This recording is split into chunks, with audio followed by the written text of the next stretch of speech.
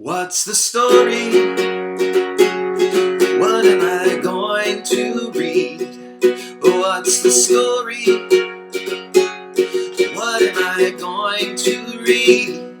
Or maybe I'll sing and dance. So I promise that I won't dance. But what's the story?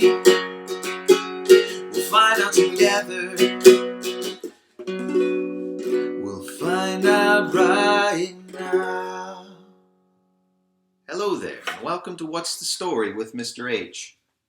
That's me, and I'm so glad you're here for the next episode, episode number 2 of What's the Story with Mr. H. We've got a great story to get started with today, but before we do that, I want to thank everyone who's watched the first episode, who has shared the first episode, who has responded to the first episode, written me so many encouraging words, and told me that they're going to send it off to other people and get other people involved. That just makes me so happy. And again, I hope all of our Jenny Moore monarchs are watching the show, sharing the show with their friends, and enjoying a little bit of time with good old Mr. H, sharing some of his favorite stories. Today, I've got a story that is one in a series of stories, and this one was recommended to me by our very own kindergarten teacher, Miss Flynn. She let me borrow this book so I could share it with you today, and I'm very excited to do that. So let's go ahead and get started with our next story, and here it is. The story is If You Give a Mouse a Brownie,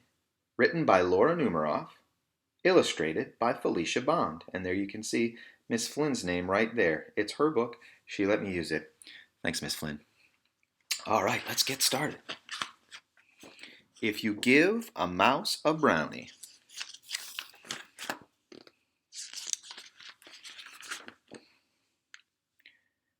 If you give a mouse a brownie, he's going to ask for some ice cream to go with it. When you give him the ice cream, he'll ask you for a spoon. He'll start drumming on the table. Drumming will get him so excited, he'll want to start a band. You'll have to play guitar.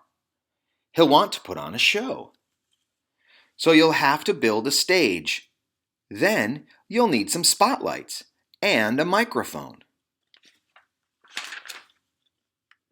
When the stage is finished,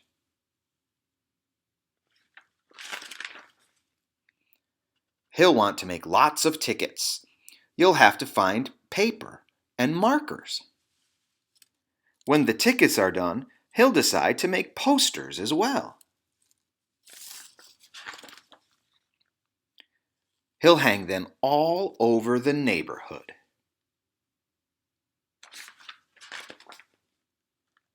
When he's out hanging them, it might start to rain. He'll fold some posters and make a little boat. Then he'll sail in a puddle. That looks fun.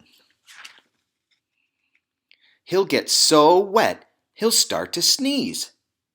You'll have to put him in your pocket to stay nice and warm. When he peeks out of your pocket, he'll smell something delicious. The smell will remind him that he's hungry. You'll have to take him to the store and get a few things to nibble on. Of course, he'll want to have a picnic. When the sun comes out, you'll have to take him to the park. While you're setting up the picnic, he'll see a playground. He'll jump on the swings. He'll go as high as he can. When he looks up at the sky, he might notice a big white cloud. The cloud will remind him of ice cream. He'll probably ask you for some.